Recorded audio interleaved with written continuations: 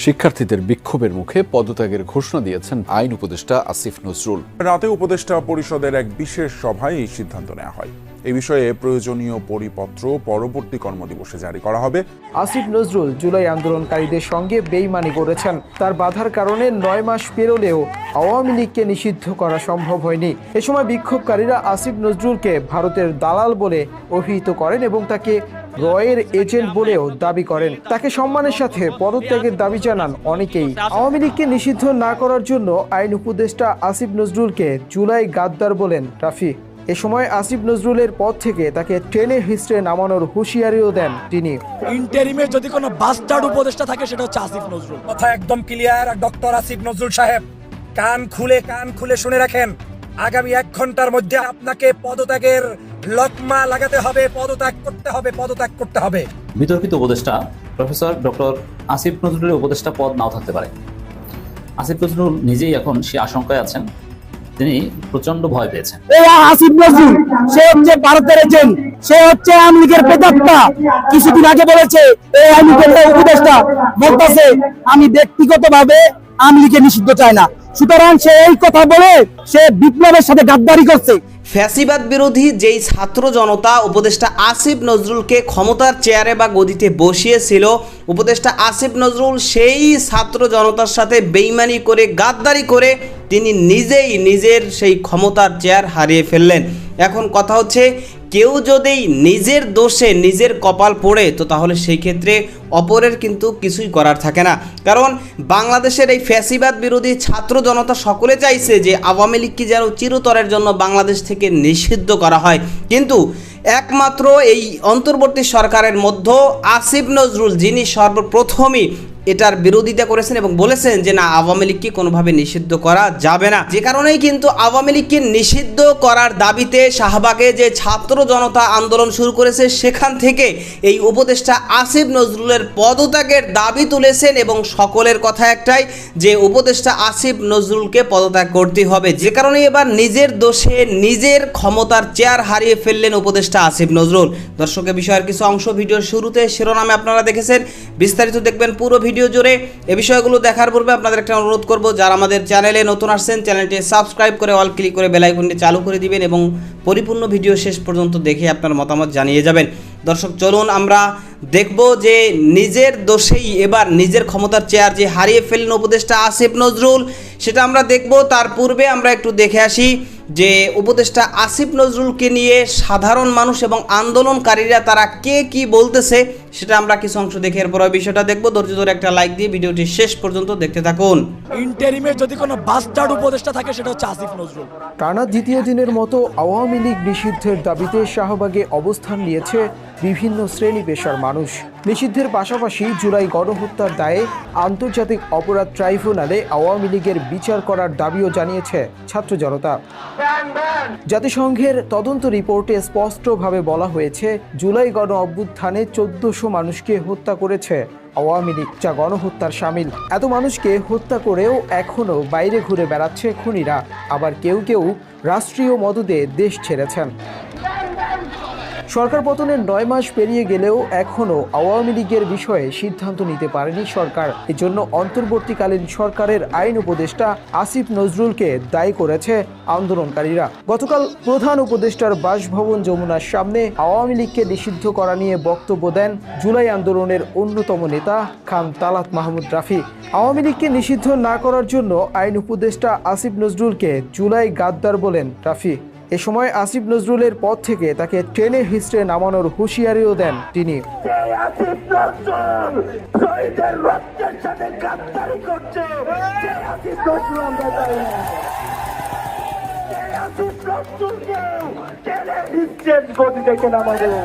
দ্বিতীয় দিনের মতো শাহবাগের ছাত্র জনতার গণজমায়েত থেকে বলা হয়েছে, আসিফ নজরুল জুলাই আন্দোলনকারীদের সঙ্গে বেইমানি করেছেন। তার বাধার কারণে 9 মাস পেরোলেও আওয়ামী লীগকে নিষিদ্ধ করা সম্ভব হয়নি। এ সময় বিক্ষোভকারীরা আসিফ নজরুলকে ভারতের দালাল বলে অভিহিত করেন এবং তাকে রয়ের এজেন্ট বলেও দাবি করেন। তাকে সম্মানের সাথে পদত্যাগের দাবি জানান অনেকেই। আসিফ নজরুল হচ্ছে জনগণের আবেগগুলাকে পুঁজি করে সে উপদেষ্টা পদ বাগিয়েছে।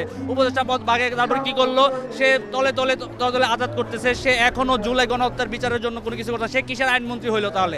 ইন্টারিমে যদি কোনো বাস্টার্ড উপদেষ্টা থাকে সেটা হচ্ছে আসিফ নজরুল। তার যে বক্তব্যটা আছে না, যে আমি যদি কোনোদিন গভর্নমেন্টে বসতে পারতাম তাহলে মন প্রাণ দিয়ে কাজ করতাম, ইজ দ্য বাস্টার্ড। এক কথা ইন্ডিয়ার দালাল সে বিভিন্ন তার বিভিন্ন কথা কাজে সে বুঝিয়ে দিয়েছে। তার করার অনেক কিছুই ছিল। সে প্রথমত বিপ্লবটাকে গণঅভ্যুত্থানে পরিণত করেছে, তারপরে সেই গণঅভ্যুত্থানটাকে আন্দোলনে পরিণত করেছে। সে পুরো বিপ্লবটাকে হাস্যরসে পরিণত করেছে। এক Asif Nazrul, is the bastard.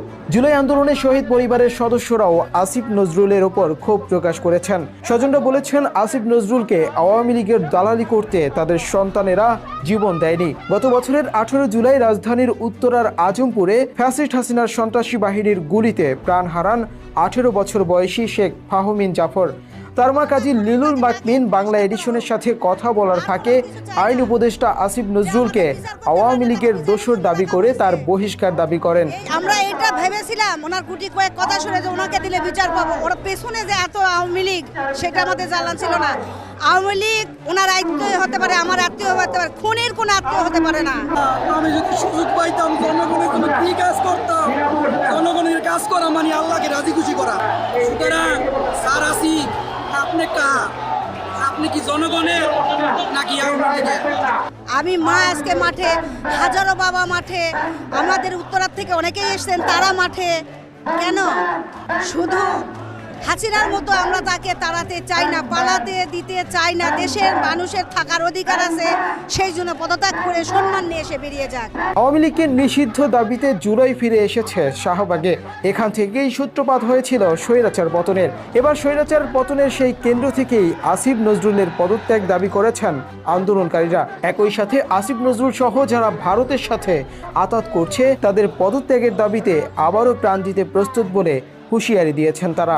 Asif Nazrul সহ যারা ভারতের সাথে আতাতি করতেছে, ভারতের স্বার্থ হাসিল করতেছে, তাদের সবাইকে পদত্যাগ করতে হবে। আমরা চাই শুধু আসিফ নজরুল না, এই ধরনের গাদ্দারে যারাই করুক, সে হইতে পারে আসিফ নজরুল, সে হইতে পারে জাহাঙ্গীর আলম, ইভেন সে হইতে পারে ডক্টর ইউনূস, যেই আমাদের জুলাইয়ের সাথে গাদ্দারি করবে আমরা তাদেরকে আবারও হাসিনার মতো টেনে হিসেবে নামাবো ইনশাআল্লাহ। আসিফ নজরুল ছাড়াও বিভিন্ন সময় আওয়ামী লীগ ও ভারতের দালালি করা প্রথম আলোর বিরুদ্ধেও সোচ্চার হয়ে উঠেছে শাহবাগে বিক্ষোভকারীরা। তারা দাবি করছে এই দুই পত্রিকা দিল্লিতে বসে পরিচালিত হয় এবং এরা বাংলাদেশ বিরোধী ষড়যন্ত্রে লিপ্ত।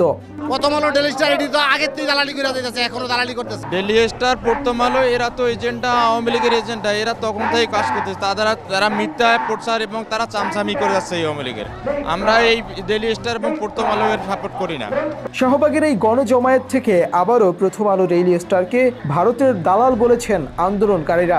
এই দুই পত্রিকা ভারতের এজেন্ডা বাস্তবায়নে কাজ করছে বলেও অভিযোগ করেন তারা। বাংলাদেশে এই পর্যন্ত যতগুলো আন্দোলন সংগ্রামে বিভ্রান্ত তৈরি করেছে একমাত্র প্রথম আলো এবং ডেইলি স্টার। এই প্রথম আলো এবং ডেইলি স্টার আমাদের বাংলাদেশকে দাবিয়ে রাখার চেষ্টা করেছিল এবং বিশ্ববাসীর কাছে মিথ্যা নিউজ করে জঙ্গি রাষ্ট্র হিসেবে প্রমাণ করতে চেষ্টা করেছে, কিন্তু তাদের সেই চেষ্টা ব্যর্থ হয়েছে জুলাই বিপ্লবের মাধ্যমে। এছাড়া বিগত সরকারের আমলে বাংলাদেশের আলেমদের জঙ্গি ট্যাগ দিয়ে এই প্রথম আলো ও ডেইলি স্টার গুম খুনের অংশীদার হয়েছে বলে দাবি করেছেন আন্দোলনকারীরা। এই বিপ্লবের রক্তের বিনিময়ে, শহীদের রক্তের বিনিময়ে হাজার হাজার মানুষ আহত, পঙ্গু, চোখ বন্ধ হয়ে যাওয়ার বিনিময়ে তাকে আইন উপদেষ্টা করা হয়েছে। তার জবান থেকে এই কথা বের হয়ে যাওয়া তার মানে সে বিপ্লব থেকে সরে গেছে। সুতরাং আমি বলতে চাই, আজকে এই শাহবাগ মঞ্চ থেকে এই আইন উপদেষ্টার পদত্যাগ দাবি করতেছি এবং ডক্টর ইউনূস সাহেবকে বলতে চাই, আপনার সুচিলগিরি চলবে না। আপনি বিপ্লবের উপদেষ্টা হয়েছেন, প্রধান উপদেষ্টা হয়েছেন। আপনারা যখন শপথ গ্রহণ করেছেন তখন বলেছেন আমরা আর যাই করি না করি বিপ্লবের গণহত্যাকারী বিচার করব। সুতরাং আপনাদের যে কথা দিয়েছেন জাতির কাছে, সেই কথা আপনারা আগামী 3 মাসের ভিতরে দেখতে চাই এবং আওয়ামী লীগের আগামী 36 ঘন্টার ভিতরে আওয়ামী লীগের নিষিদ্ধ চাই, আওয়ামী লীগের নিবন্ধন বাতিল চাই। 24 বছরের ইতিহাসে আওয়ামী লীগ বাপ বেটি মিল্লা 5টা গণহত্যা চালাইছে, তার বাপে 72 থেকে 75, যেই জন্য আমরা এদেশ পাকিস্তান থেকে আলাদা হয়েছি। সেই মানুষের ভোটের অধিকার কেড়ে নিয়ে বাকশাল কায়েম করেছিল, একদলীয় কায়েম করেছিল। 72 থেকে 75 হাজার হাজার মানুষকে হত্যা করেছিল, গণহত্যা চালাইছিল, ব্যাংক লুটপাট করছে। শেখ হাসিনায় 2008 সালে নাটকের নির্বাচন কইরা ক্ষমতা দখল কইরা 9 সালে বাংলাদেশের স্বাধীনতার প্রতীক সার্বভৌমত্ব সেনাবাহিনী বিডিআরকে গণহত্যা চালাইছে, সেগুলা বাংলাদেশের মানুষ জানে। 2012-13 সালে এসে ইসলাম বিরোধী আইন পাশ করে আলেমদেরকে শাপলা চত্বরে গণহত্যা করে আলেম ছাত্রদেরকে লাশ গুম করেছে এবং সাইদি সাহেবের ফাঁসির রায় দিয়ে 72 ঘন্টার বিনিময়ে পুলিশের হিসাবে 141 জন, আপনাদের মিডিয়ার হিসাবে 250 অধিক মানুষকে গণহত্যা চালাইছে। ছাত্রদেরকে বুকে গুলি করছে, চোখে গুলি করছে, মুখে গুলি করছে। সুতরাং কোন রাজনৈতিক দল ছাত্রদের বুকে গুলি করতে পারে না, কোন রাজনৈতিক দল ছাত্রদের চোখে মুখে গুলি করতে পারে না। সুতরাং এবং ছাত্রদেরকে গুলি করে ক্ষান্ত হয় না, ছাত্রদেরকে আপনারা দেখেছেন এখনো আছে অনলাইনে ভিডিও, ছাত্রদেরকে হত্যা করে আগুনটা জ্বালাই দিচ্ছে। এই দল কিভাবে রাজনৈতিক দল হয়? এই আসিফ নজরুল সে হচ্ছে ভারতের এজেন্ট, সে হচ্ছে আওয়ামী লীগের প্রেতাত্মা। কিছুদিন আগে বলেছে এই আওয়ামী লীগের উপদেষ্টা বলতেছে আমি ব্যক্তিগতভাবে আওয়ামী লীগকে নিষিদ্ধ চাই না। সুতরাং সে এই কথা বলে সে বিপ্লবের সাথে গাদ্দারি করছে। কারণ এই উপদেষ্টা আসিফ নজরুল সে বিভিন্ন সময় আওয়ামী লীগের পক্ষে, ভারতের পক্ষে বিভিন্ন রকম কথা বলেছে, যে কারণেই কিন্তু বাংলাদেশের মানুষ তাকে নিয়ে সন্দেহ শুরু করেছে এবং অনেকেরই দাবি যে এই উপদেষ্টা আসিফ নজরুল তার আওয়ামী লীগের সাথে গোপন আদাত সম্পর্ক রয়েছে এবং পাশাপাশি ভারতের সাথে তার গোপন সম্পর্ক রয়েছে। এখন ফ্যাসিবাদ বিরোধী যেই ছাত্র জনতা তাকে ক্ষমতার চেয়ারে বসিয়েছে, সেই ক্ষমতার চেয়ারে বসে যদি সেই ফ্যাসিবাদীদের সাথেই আবার আতাত করে এবং পাশাপাশি তাদের দালালি করে, তাদের পক্ষে অবস্থান নেয় এবং ফ্যাসিবাদ বিরোধী ছাত্র জনতার বিপক্ষে অবস্থান নেয়, তো সেই ক্ষেত্রে নিজের অবস্থান তো নিজে হারিয়ে ফেলবে, এটাই স্বাভাবিক। এবং বর্তমানে এই যে আওয়ামী লীগকে সর্বশেষ নিষিদ্ধ করা হয়েছে, নিষিদ্ধ বলতে আওয়ামী লীগের কার্যক্রম বন্ধ থাকবে বিচারের আগ পর্যন্ত, এটা নিয়েও কিন্তু অনেকে প্রশ্ন তুলছে যে এখানে ইতিপূর্বে আমরা যেরকম দেখেছি ছাত্রলীগকে নিষিদ্ধ করা হয়েছে, এরকমভাবে আওয়ামী লীগকে কিন্তু নিষিদ্ধ করা হয়নি, বরং বলা হয়েছে যে বিচারের আগ পর্যন্ত আওয়ামী লীগের কার্যক্রম নিষিদ্ধ থাকবে। তাহলে সম্পূর্ণ পুরোপুরিভাবে কিন্তু আওয়ামী লীগ যে একেবারে নিষিদ্ধ বিষয়টা কিন্তু এমন নয়। কারণ এখন যখনই তাদের পক্ষ থেকে আবার ঘোষণা দিবে যে আন্তর্জাতিক ট্রাইব্যুনাল থেকে বা কোনোভাবে তারা যদি ঘোষণা দেয় যে আওয়ামী লীগের বিচার চলমান এবং বিচার শেষ করতে 2-5 যুগ লাগে যাবে, সুতরাং এতদিন তো আওয়ামী লীগকে তাদের কার্যক্রম নিষিদ্ধ রাখা যাবে না। সুতরাং এরকম যদি তাদের যুক্তি পরবর্তী তারা দাঁড় করায় করতে পারে, কিন্তু এই জন্য এখন অনেকে এটা নিয়েও প্রশ্ন তুলতেছে। তো যাই হোক, তারপরও যেহেতু কার্যক্রম নিষিদ্ধ করা হয়েছে, এখন বর্তমানে তারা না নির্বাচনে যেতে পারবে, না তাদের কোনো কার্যক্রম চালাতে পারবে, মানে মোটামুটি ভালোভাবেই তারা একটা কোণঠাসা অবস্থায় পড়েছে, যেটা ছাত্র জনতার চাপের কারণেই কিন্তু হয়েছে। তো যাই হোক, এই বিষয় নিয়ে আপনার মতামত কি সেটা কমেন্ট সেকশনে জানাবেন। ভালো থাকবেন, সুস্থ থাকবেন, দেখা হবে নতুন কোনো ভিডিওতে, কথা হবে নতুন কোনো বিষয়। আজকে পর্যন্তই, আসসালামু আলাইকুম রহমতুল্লাহ।